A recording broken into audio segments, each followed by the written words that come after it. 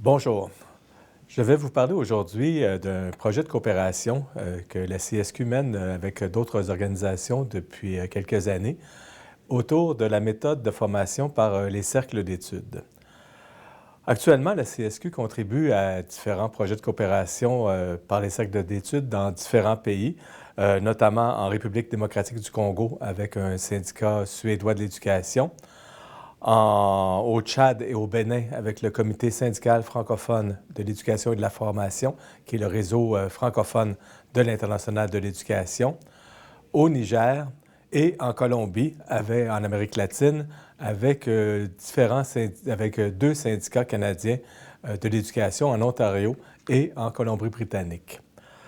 La méthode de formation par les cercles d'études est utilisée depuis plusieurs années par un programme de formation panafricain qui s'appelle le PANAF. Il s'agit d'une méthode interactive d'éducation des adultes et de formation des adultes qui repose sur la formation de cercles d'études, c'est-à-dire une démarche pédagogique qui permet d'allier l'étude individuelle et collective, la recherche, l'échange d'informations, l'apprentissage et le consensus. Plus concrètement, c'est des groupes de 9 à 15 personnes qui se rencontrent une fois par mois pour discuter des problèmes qu'ils vivent dans leur milieu de travail et qui cherchent des solutions ensemble.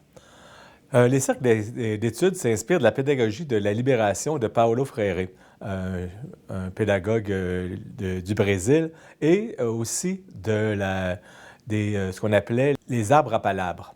Les arbres à palabres, c'est en Afrique francophone.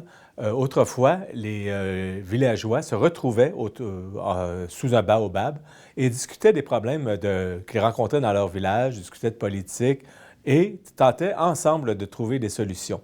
Dans le fond, c'est le retour à la source du syndicalisme, c'est le retour à la base de la démocratie où les gens, ensemble, discutent de leurs problèmes et tentent ensemble de trouver des solutions.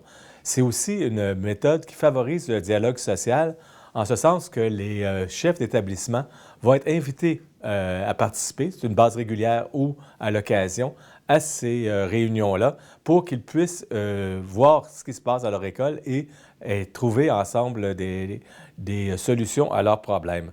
Lors des réunions, les gens s'assoient, on appelle ça un cercle d'études, donc les gens s'assoient côte à côte, en cercle, donc il n'y a pas de hiérarchie. Il y a un animateur, mais l'animateur est égal à tout le monde. Il n'y a pas une personne là, qui est un leader, un président qui préside les réunions. Les discussions se font de manière franche autour d'un sujet qui est déterminé d'avance. En général, quand on commence ces cercles d'études, on va parler de la structure syndicale, de ce que c'est un cercle d'études, mais par la suite, les gens peuvent aborder les sujets qu'ils souhaitent et qui vont tenter de trouver des solutions à leurs problèmes. L'intérêt de ça, c'est que ça permet de former un très grand nombre de travailleurs avec des coûts relativement faibles.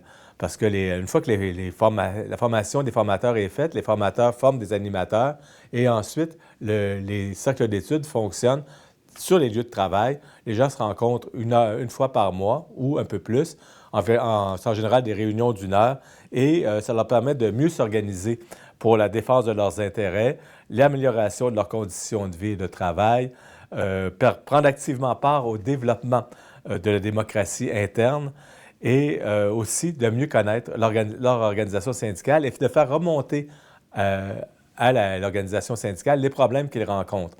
Donc, c'est une formule qui permet de partir de la base et d'amener les problèmes à l'organisation syndicale, au secrétariat général, pour tenter de trouver des solutions au niveau national lorsque ça se passe.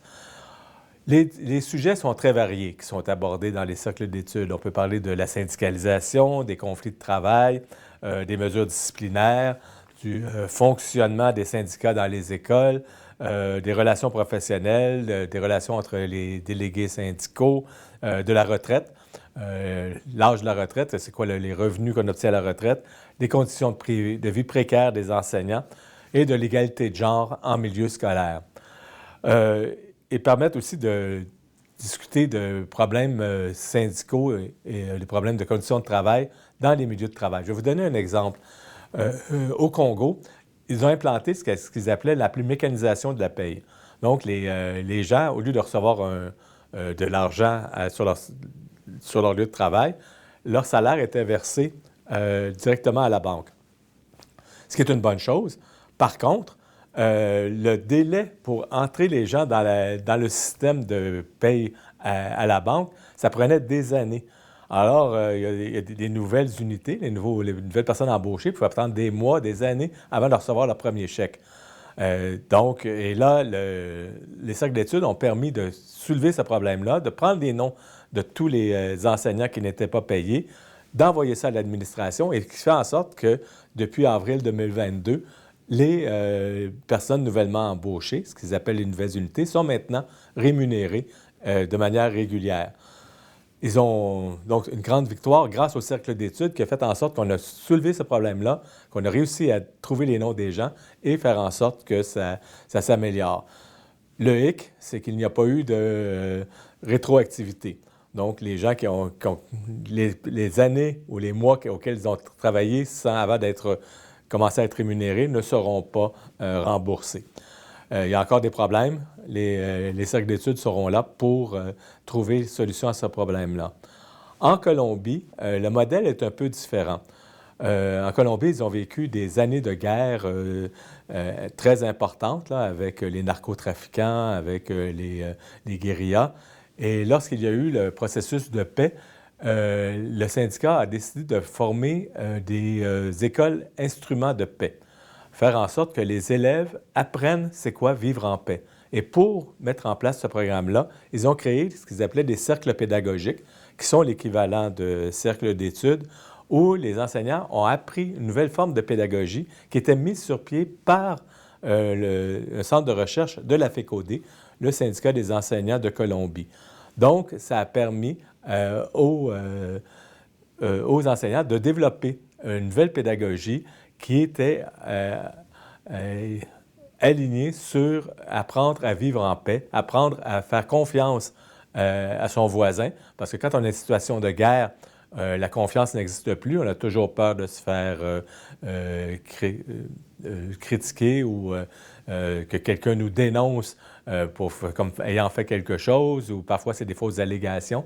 Mais ça a permis justement de développer la paix dans les écoles. Dans le fond, qu'est-ce que c'est un cercle d'études? C'est le retour au syndicalisme à la base, c'est le retour à ce que les travailleurs d'un milieu de travail discutent entre eux. C'est une forme de renouveau syndical qui fait en sorte que le syndicalisme peut revivre à la base et faire en sorte qu'on améliore le travail du syndicat et ainsi améliorer les conditions de travail, les conditions de vie et éventuellement aussi, on l'espère, les conditions d'études et améliorer la qualité de l'éducation. Merci beaucoup.